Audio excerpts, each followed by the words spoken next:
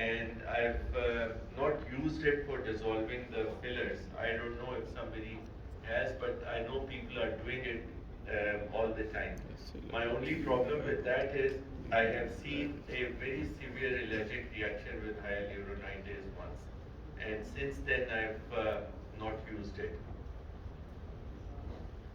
Um, this lady again generally wanted a soft facelift, so we did her tear trough, we did her nasolabial angles, we did her jowls, and some extent the marionette lines, and a reasonable job. Especially she was worried about the eyes, and the eyes looked a lot better afterwards. This girl had her lip augmented. It is also important to know where to inject for lip augmentation. If you inject too low, then it becomes a peaked or a dropping lip, which does not look very good.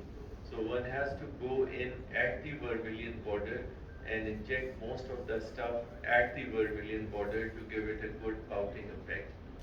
So normally for doing the lip, I don't know what my colleagues are doing, but I give a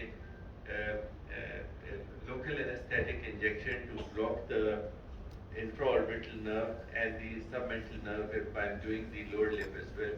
And then I also give some local anesthetic around these areas because some of the nerves are coming from there too. Unless I do that, I think it is quite painful for the lips. So then one can do a reasonable job, but the problem with giving local anesthetic is that lips become totally flaccid.